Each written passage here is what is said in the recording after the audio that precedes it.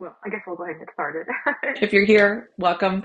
I'm Marley of the site Namely Marley, and I'm here with my husband Sean, and we're just gonna share with you today how to make a vegan pumpkin pie, and it's just in time for Thanksgiving. Obviously, this is a great time to be cooking, and as I was just saying, if I'm at my house and I'm making pumpkin pie and all my Thanksgiving food, I'm playing Christmas music. I don't know, are you the same way?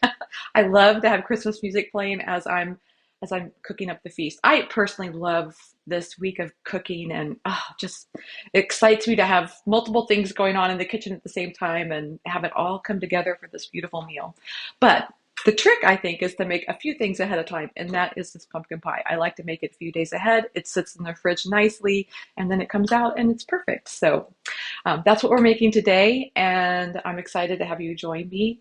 I wanted to let you know if you love vegan Thanksgiving recipes and you want some more, I can deliver some straight to your email box. All you have to do is go to namelymarley.com/Thanksgiving and sign up there, and I'll be delivering some great food to you there. But without further ado, let's get to this pumpkin pie recipe. And another thing I wanted to tell you is if you have any questions as I'm going along, or even if you have some tricks that you like to do when you're making your pumpkin pies, I would love to hear from you. Just go ahead and leave a little comment and we'll respond. So let's talk about pumpkin pie and how we make it without eggs or dairy. If you've never made it without eggs or dairy, you might be thinking this is kind of a stretch. I'm not sure how you're going to do this, but it's really quite possible and it's actually pretty delicious. And most people I make this for, I've never had anybody who says, this isn't very good. They all say, wow, I can't believe this is made, this is vegan. It's that good. So let's just go over the ingredients that we're going to need. I've got just a can of pumpkin.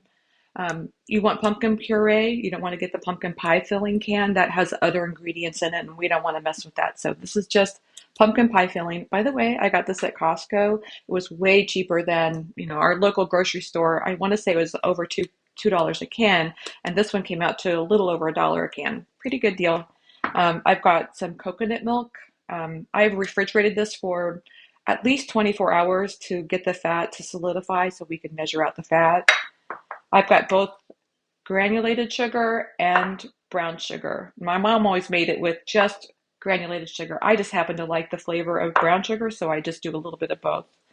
We'll have cornstarch. This is the thickener. This is what's going to help make that pie nice and firm. But if you have an allergy to corn, you can use arrowroot powder. That's a good substitute. And we have some pumpkin pie filling. I'm sorry, pumpkin pie spice and ground ginger. If you ever want to hear a funny story, ask me about ground ginger because we happen to have a 5 pound bag and it's a long story and I won't go into it, but it's a lot of ginger that we're trying to work through. So if you have ideas of what to do with ground ginger, let me know. And we have some vanilla extract that will kind of cut. I like to add vanilla because it kind of cuts away from that flavor of the coconut. So let's get started. I'm going to open this can of pumpkin pie filling and I'm going to put it in a food processor. Now, you may be saying, Marley, I don't have a food processor. You don't have to do this in a food processor. You can see these ingredients are nice and soft. So if you want to just do it in a mixing bowl, that would work well. Or if you want to do it in a blender, that would work too. I imagine you could probably even just use a spoon in a bowl or a whisk in a bowl. But sometimes the coconut will kind of leave some lumps, and that's why I like to use a food processor or some kind of machine to make that coconut yield to me.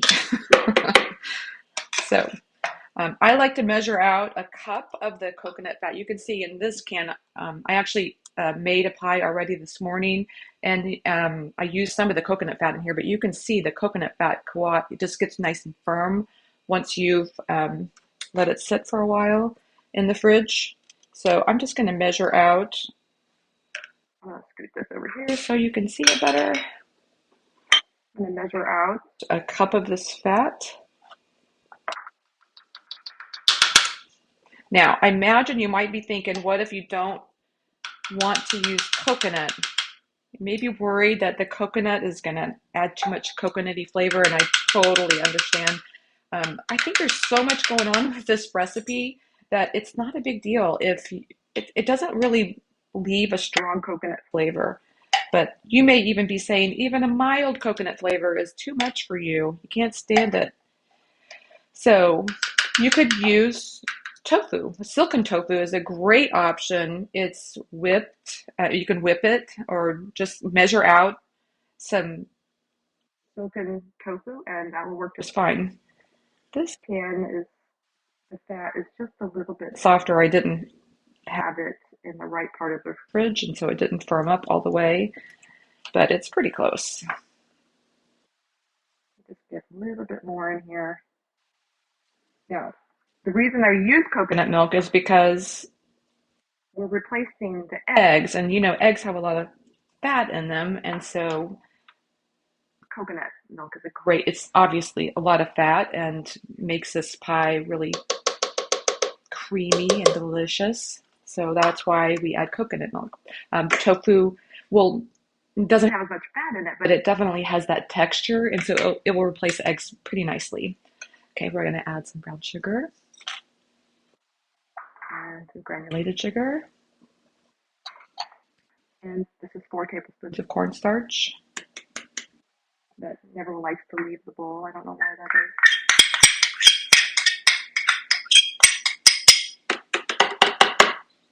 Cornstarch is what is actually going to thicken the pie crust and or the pie filling itself. And so you can experiment with, if you like a looser pie and you want to try just 3 tablespoons. I definitely have done that in the past and it works, but I kind of like it firmer, so that's why I go to 4 tablespoons.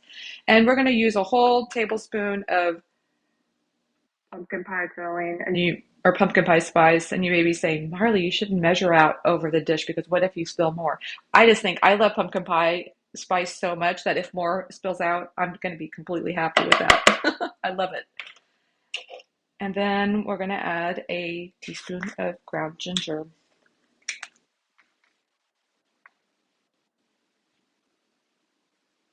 Again, I just do a generous teaspoon because I love all of these spices. Oops, that's the wrong word for that one. I'll just get these over here, out of my way. And what else do we have? Ground ginger. Now we need vanilla. So I'm going to measure out a teaspoon of vanilla. You could even add another teaspoon if you really like that flavor, and it would also cover up any coconut flavor as well. So now we're just going to pulse this in short bursts.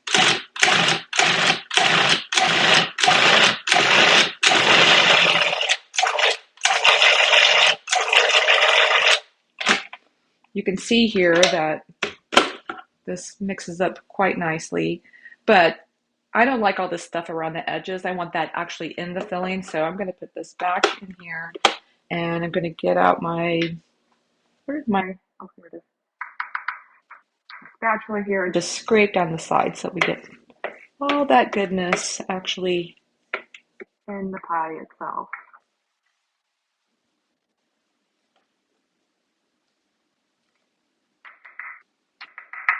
Okay, do this again.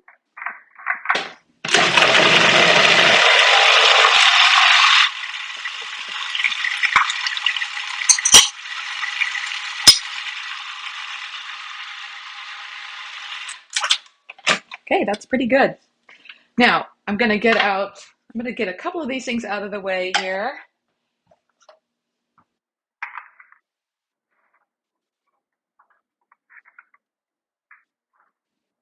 And I've got my pie crust. Now, you may be asking the question, do you need to pre-bake the pie crust? I don't pre-bake the pie crust. I've done it both ways, and I have just discovered that I'm fine with it without pre-baking it. It tastes just great to me. Now, if you're worried about the soggy bottoms, as everybody says, you can pre-bake it. Just make sure you put a little sheet of parchment paper on the bottom and use some pie weights. And I have my pie weights sitting out so I could show them to you, but I don't know what I did with them. Anyway, put pie weights in it and then bake it. And obviously you want to prick it with a fork several times to make sure that the pie doesn't get air bubbles underneath it. So here's the pie crust. And we're going to just put this filling into the pie. Now, I don't know if you know this, but at the bottom of your food processor bowl, there's a little hole and you can put your finger in there, and that will hold the blade so that the blade, when you go like this, the blade doesn't fall down in the middle of your pie.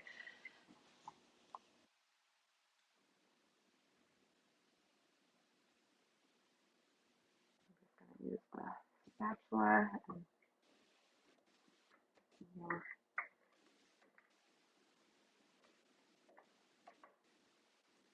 look at that. Doesn't that look beautiful? Ah,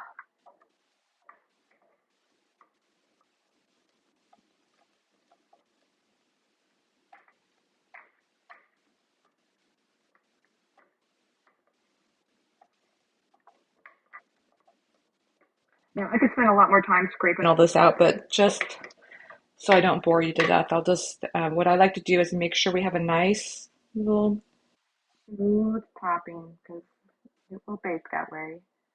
Look pretty. And And then this goes in the oven and I'll bake it usually for like 15 or 20 minutes. And then I'm going to put a pie shield on. I've got my pie shield here. So we bake it for like 15 to 20 minutes to get the crust to firm up. And then I put a pie shield on to prevent the crust from browning too much. We don't want it like, burnt crust. So let's put this in the oven.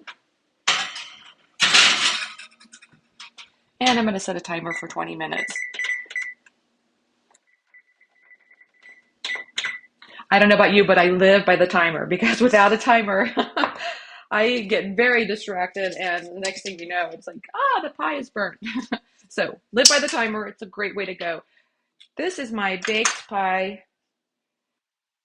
I baked this earlier today, and I'm just gonna show you here. It's just beautiful. Now I added these um, leaf, little crust leaf.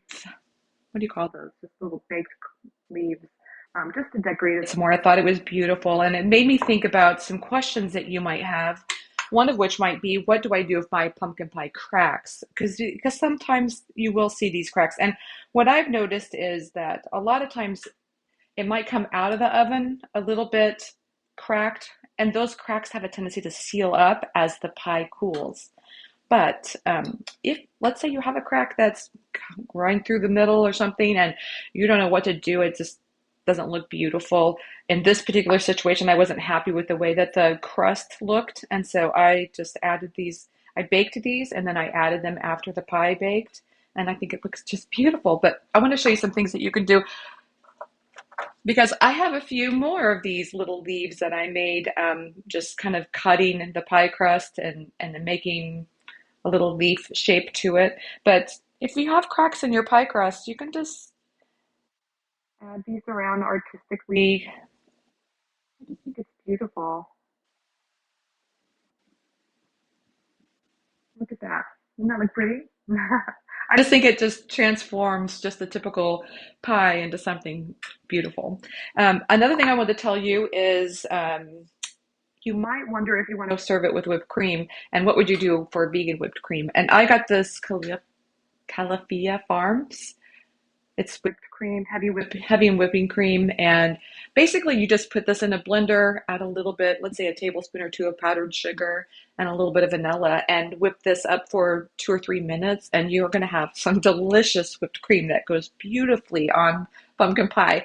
Another brand that I have used is Country Crock has basically plant-based whipped cream. It's actually sold right next to the rest of the whipping cream in our grocery store. So I'm assuming you might have it as available as well.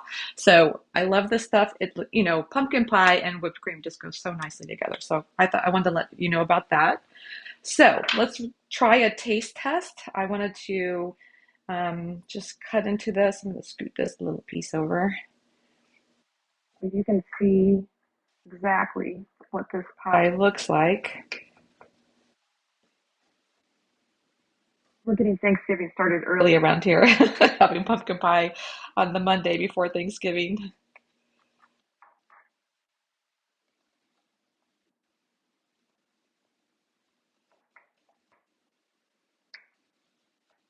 I'd love to hear from you if you have other favorite pies that you maybe would like to see a vegan version of. On the site, I have pecan pie and banana cream pie. I have all the pies. Look at that. Is that not beautiful? How's that? Can you see it now? I'm gonna put this on a plate so I don't like spill it everywhere. Oh, I'm just so excited to try a bite of this. It smells so good, and we've been smelling it all morning because I baked the first pie earlier today, and so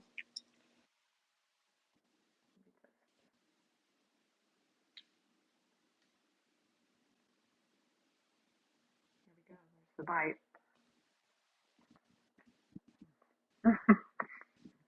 That is just so good. With or without whipped cream, that is delicious. I don't know. Pumpkin pie is just my favorite. To me, it's not Thanksgiving. Karen says she can almost smell I don't know if you heard that, but Karen said that she can almost smell it. Yeah, I'm telling you, it smells amazing and it tastes just as good as it smells and just as good as it looks too. So anyway, that's the pie.